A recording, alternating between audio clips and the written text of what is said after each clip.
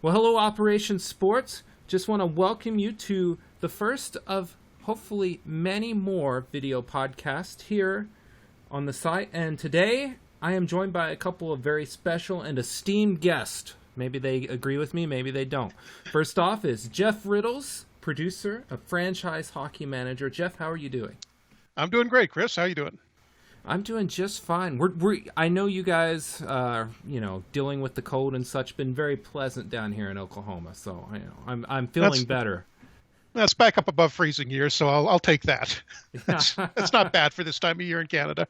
Yeah, that's actually really good. Adam B is our other guest. He is the community manager for Franchise Hockey Manager. Adam, how are you doing? I'm doing very well. Thanks for having me on.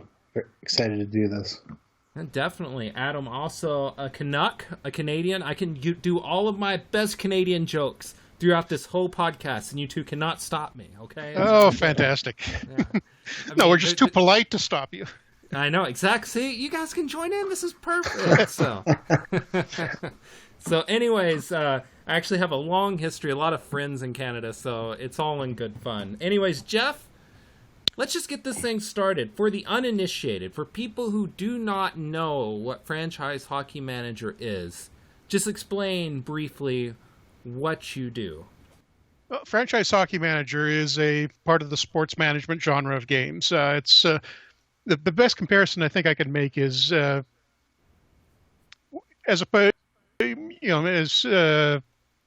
not in a game like EA's NHL series. You're actually getting on the ice in games that way. You take part as a player in them. We just focus on the strategy aspect of it. The comparison would be something like a first-person shooter. That would be like the EA game, as opposed to a strategy game like the sort of things Paradox puts out, Crusader Kings, Europa Universalis, that type of thing. We're a little more slower paced and interested in behind-the-scenes workings of hockey, acquiring players, trading them, drafting them, that sort of thing, as opposed to actually getting on the ice and playing yourself. I mean, we still pay a lot of attention to things like tactics and the way players are used within the game. It's just not not really the first-person focus that you have in a traditional sports game. You know, the big thing with games like Franchise Hockey Manager that a lot of OSers, I think, would really appreciate is the depth that you guys can bring to the table in terms of the management, the finances, team roster building, that sort of thing. What are some of the things you do that would be far and above what something like NHL would do?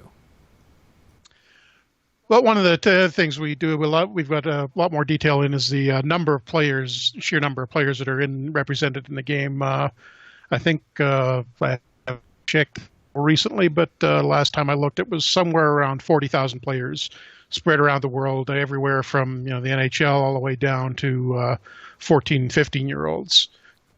Their start in not in organized hockey, in competitive hockey, and you can play any league from the junior leagues in Canada up to the NHL.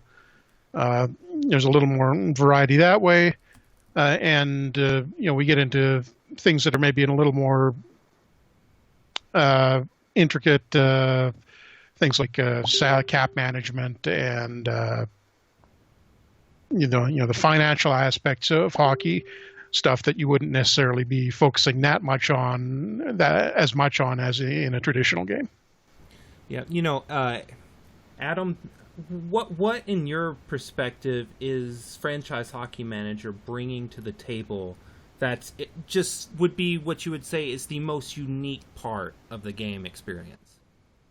Well, I'm going to focus on two things, and that is one, we have, and Jeff can correct me if I'm wrong on this, I believe it's 22 playable leagues currently, all the way, as you said, from NHL, AHL, the Canadian Hockey League, going to the KHL and the Tier 2 in Russia, Sweden. There's even, what do we have? An Asian Hockey League. Yep. Yes, so we have Japan, leagues from Korea, all over China. Yeah, leagues from all over the world. We have a very in-depth historical mode going all the way back from the 1930s all the way to 1931 to 2016. And I mean, those are two things that you're not going to find a lot of other places. And so if you want to rewrite some hockey history, maybe bring the Toronto Maple Leafs a Stanley Cup a little bit sooner than what they've got it, or work on expanding your league now and bring a cup to your own home city. That's something really cool and interesting you can do right now. Yeah, and another thing we've added this year is international play. We've just recently, in our last update, we added junior international tournaments. We had the senior ones, and I think we're the only game doing this right now, but we go all the way down to the very bottom level of international hockey. So if you want to play as Bulgaria or New Zealand or United Arab Emirates, they're in there too. You can take out over one of those sort of non-traditional hockey countries and see if you can climb up the ladder with them. Yeah, a lot of people, especially here in the States, get a lot more fired up about hockey when international play comes along. When it comes to, I guess, the basic way people play the game, either one of you can answer this. What could you describe that experience for people, especially to someone who definitely hasn't played this game yet? What is that like to just sit down and play Franchise Hockey Manager? Well, really, there's a few different approaches you can take. A lot of people will play like a huge section of games at one time. They'll get their roster set up and set up things the way they like, and then sort of advance forward a month or so in the game.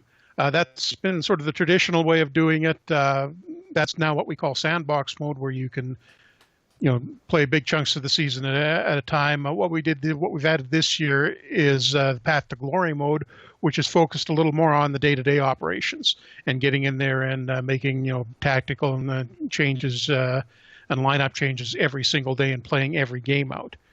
So there's a couple of different ways you can do it, and depending, there's also we've got fictional mode where you can, if you don't want to play real leagues or historical leagues, you can set up your own league and have it based anywhere you like, whatever country you want, whatever cities, and have your little fictional hockey world work out whatever way you want to.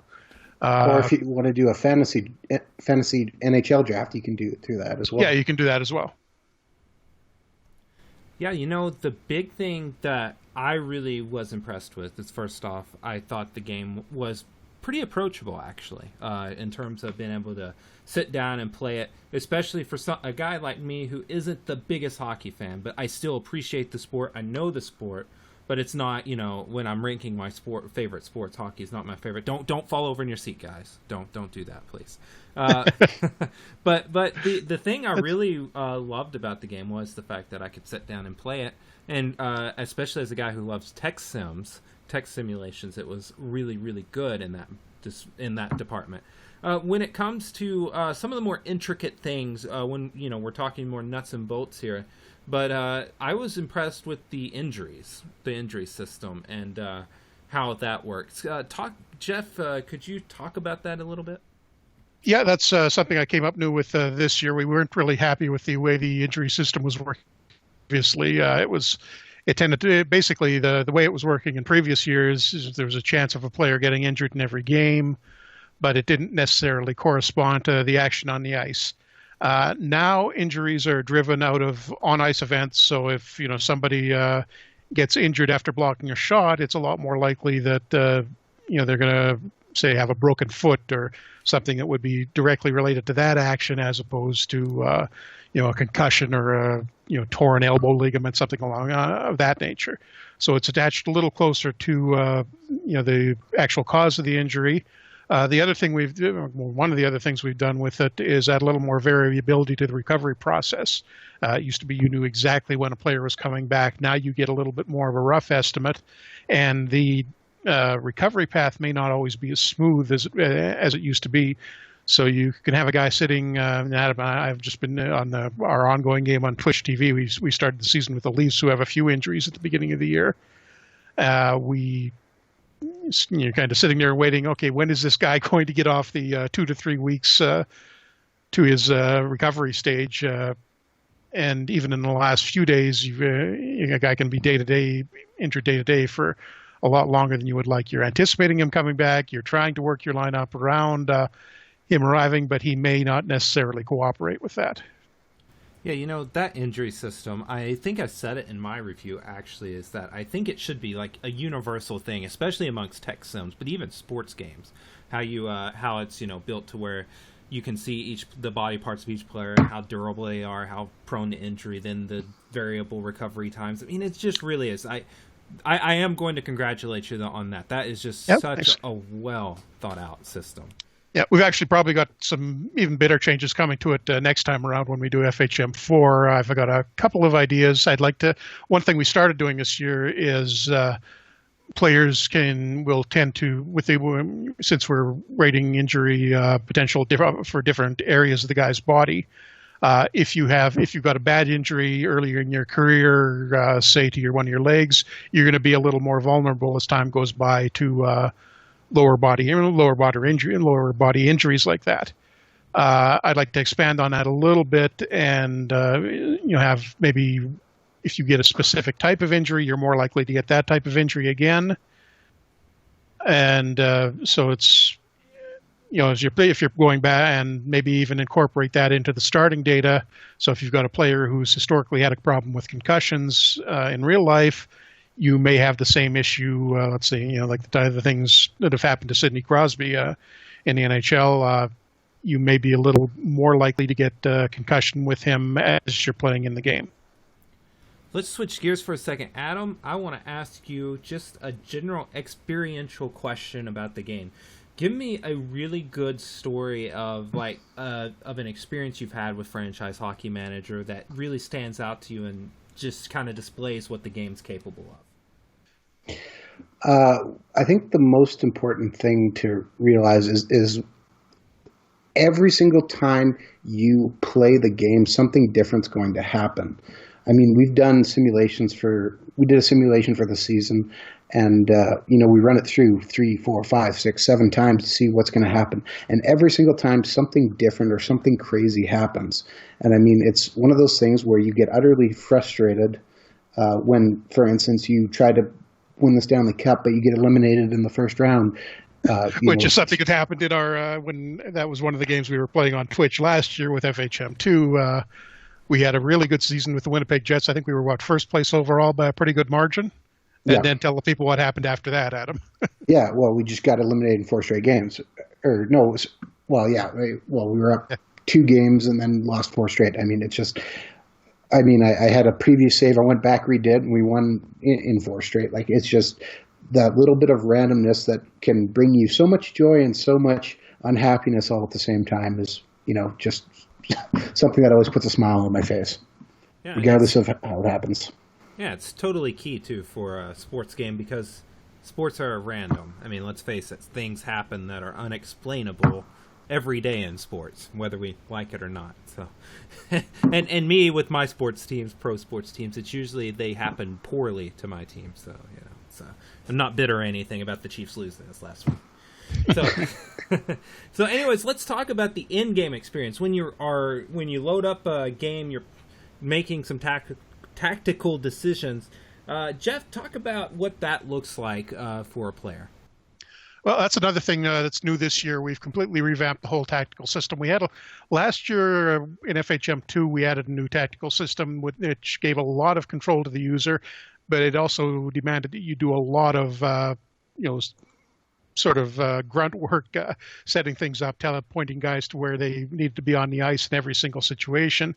We've taken some of that away from the player this year and made it a little more coherent. It's right now, what you do now is pick a general system for your team, which will still determine there's still that level of detail behind it, determining where players go on the ice. But now you pick up a general system, and that will tell you what kind of players you need to use that system, and then you can select with individual roles for each of your players. And that's something that's been very popular this year. It gives the user a lot of control without having to go into that really boring level of detail about it. Yeah, let's talk about another thing that really outside of the game process, but also part of Franchise Hockey Manager, of course, the updated development process that you guys had this year where, players are, I guess they develop much more realistically and much better. There's more variability, that sort of thing. Talk about that a little bit. Yeah, one of the big things we did with development. I mean, development is something we're always tweaking a little bit and making small adjustments to. And I've got a game right now sitting on the laptop beside me that's in one of our test builds. It's up to 2027 right now, and I'll probably run that out for another 20 years or so and just make sure everything is looking good in the long term. But one of the things we did this year with development that was new was add in chance, relative small chance that players can significantly exceed to live up to their potential.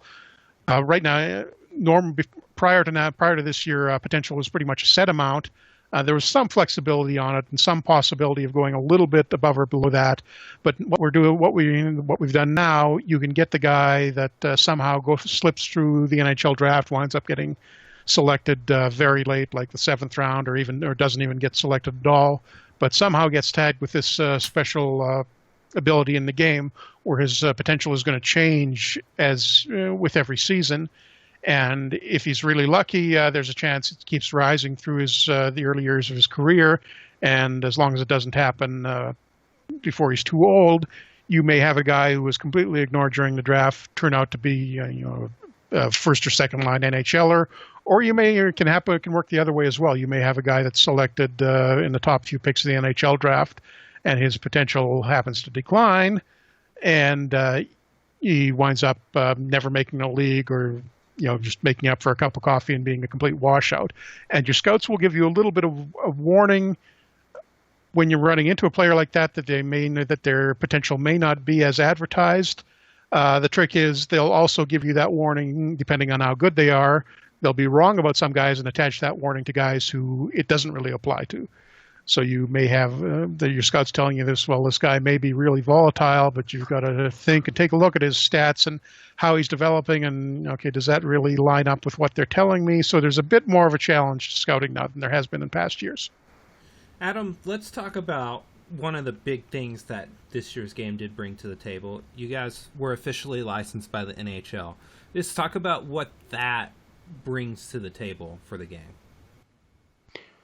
Well, it's something really kind of awesome, and I can't really put it a different way. When you boot up the game and you open it up and you see, real NHL logos, real NHL jerseys, and it just adds that extra layer of authenticity to what's going on and what you're seeing and what you're doing. And that's something that's just really indescribable from us, especially going from, unlicensed to licensed. And yeah, and as from the player standpoint, it's convenient too. You don't have to go looking for third-party updates to get all the uniforms and the logos, which we still have. I mean, we've got Steam Workshop implemented this year, and people sort of have done some really nice work, particularly with things like historical jerseys and logos, which we didn't have in the game. We don't have in the game yet, but there's some you can, no matter really where you start your game now, if you pick up one of those logo packs, you can have accurate jerseys going back to the 30s or 40s.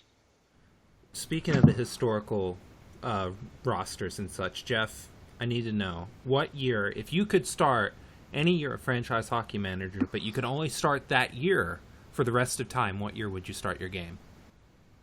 Well, I'm a Vancouver Canucks fan, so probably go back to 1970 right from the beginning and see if we can win, one cup. Just one. It would be nice. What about you, Adam? Well, again, as we know, I'm a Winnipeg Jets fan.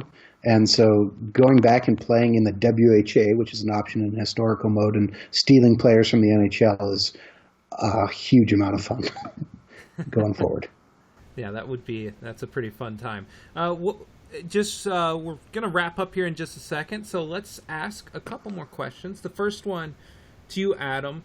What's the biggest thing you think you would like to convey to people watching this video, why they should play Franchise Hockey Manager? Because you should play Franchise Hockey Manager because it lets you control your team and make all the decisions you want to do. It's the perfect way for armchair or lazy boy GMs to get and find out whether or not what they want to do actually works or not. Jeff, I got to ask you as well. Pretty similar question, but I mean, you are the producer of this game. You know it so well. It's your baby. What do you think in terms of what players should experience with this game? What would you like them to come away with? But also, on that same vein, why should they play Franchise Hockey Manager? No, I think Adam explained it pretty well. It's if you're if you're a hockey fan, you've got your favorite team. You've got your own ideas about how they should be run and what the management should be doing. Which, in my case, if you're a Canucks fan, doesn't always agree with what they're actually doing. You can go in and make those decisions for yourself, and if they work out better than what's happening in real life, you can feel a little bit justified. And the other nice aspect of it too is with historical mode, you can go back, and if your team, in my case, hasn't had a lot of success, you can rewrite history a little bit, or if you want to approach it from another angle, if you're, say, a Montreal fan, you can go back and see if you can replicate some of the great things they've done, win 5 Stanley Cups in a row, or 4 as the Islanders or the Oilers. So either way, there's a lot of different ways you can play the game and to have fun doing it. I want to thank you both. I want to thank both Jeff and Adam for joining us on this video podcast. Guys, thank you so much. Franchise Hockey Manager, incredibly fun game. If you are a hockey fan and you're watching this and you love the GM aspect, or you just love the tactical aspect of hockey, this is a game you just need to drop everything and go get right now. If you're a sports fan who loves the business side of it, you need to go play this game. So Jeff, Adam, thank you so much for coming on. You're welcome. Happy to be on, Chris. For everybody else, seriously, you need to go give Franchise Hockey Manager a try. We gave it a good rating, which at OS means it is good. It means it's worth your time. You need to go play this game. So thank you both for coming on. And for everybody else, we'll see you next time.